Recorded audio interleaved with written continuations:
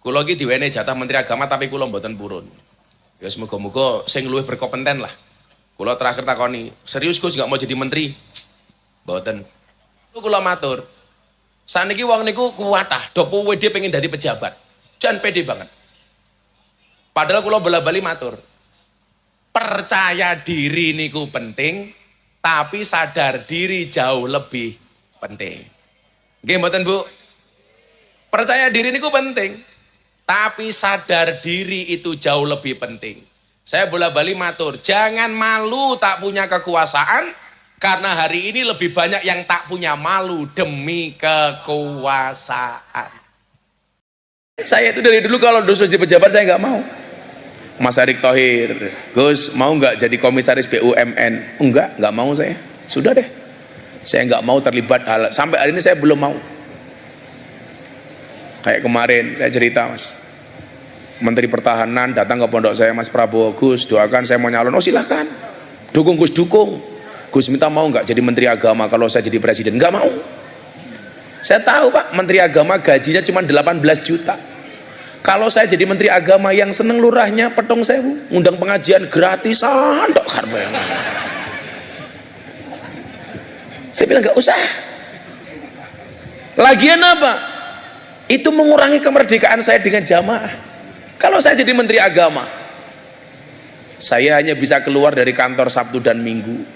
Yang lain saya nggak bisa belusuan bersama para jamaah. Maka saya sadar diri. Maka saya paling tidak mau ketika pondok pesantren dimasuki politisi-politisi busuk.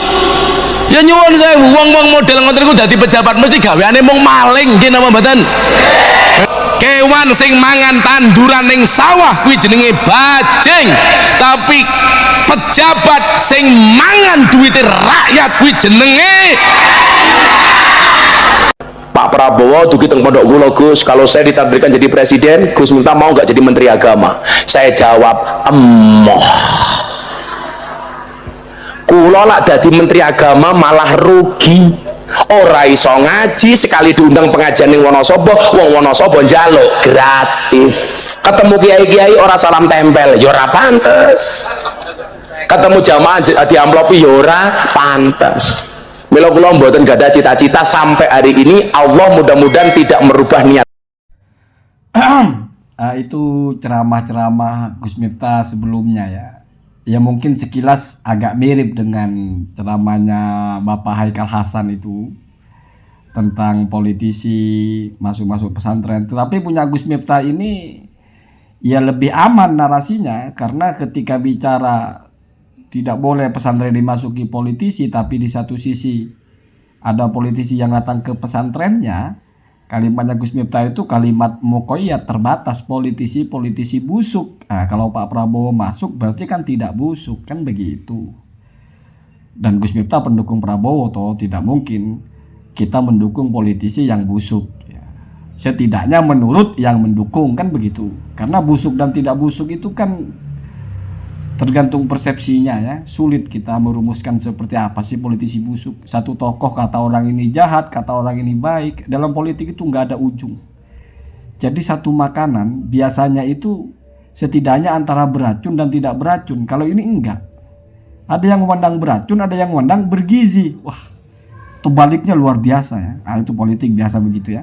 Jadi tokoh-tokoh dalam politik itu begitu. Jadi kalau orang itu ada yang bilang bodoh, ada yang bilang ya standar. Ini enggak, ada yang bilang bodoh, ada yang bilang pinter gitu. Artinya ujung ke ujung kebalikannya, udah biasa itu ya.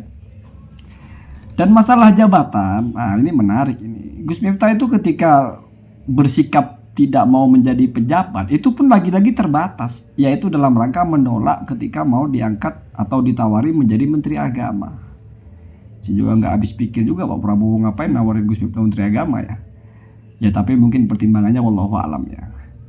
Mungkin ingin merekatkan hubungan antar umat beragama mungkin. Tapi sekarang kan sudah tepat Menteri Agamanya itu saya kira ya. Dan Gus Miftah menolak, dan di sisi lain juga menjelaskan bahwasanya ya apa bahasanya, merasa tidak pantas ya kalau masalah gaji. Ya kalau itu dianggap serius karena gajinya kecil, ini kan jadi staf khusus malah ya maksimal sama dengan menteri kan, kalau dibaca di undang-undangnya kan begitu. Jadi setara menteri, maksimalnya itu setara menteri kan gitu. Jadi kalau bicara masalah gaji kan berarti nggak di jabatan apa, tapi kalau gajinya kecil nggak mau berarti kan, tapi saya kira itu bercanda saja. Cuman agak-agak bingung kalau menolak menjadi pejabat karena nanti akan terikat. Walau alam mungkin kalau staf khusus atau utusan khusus itu tidak seterikat menteri ya, kita nggak tahu masalah itu. Jadi ala kulihal ini berbeda ya. Gus Miftah itu kalau bicara itu di situ setidaknya masih ada pengaman pembicaranya itu. Ketika anti sekali dengan politisi, maksudnya politisi busuk, masuk pesantren nggak boleh.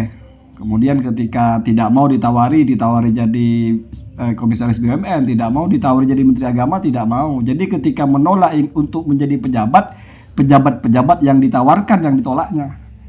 Ya kalau menjadi utusan khusus di bidang sarana agama dan moderasi kan mungkin ditawarkan juga sebelumnya atau apa, tetapi setidaknya Gus Miftah belum pernah menolak jabatan itu. Jadi orang menolak jabatan tidak mesti semua. Sama dengan begini, ada orang bilang saya tidak mau makan nasi, saya tidak suka itu nasi goreng, saya tidak suka nasi padang.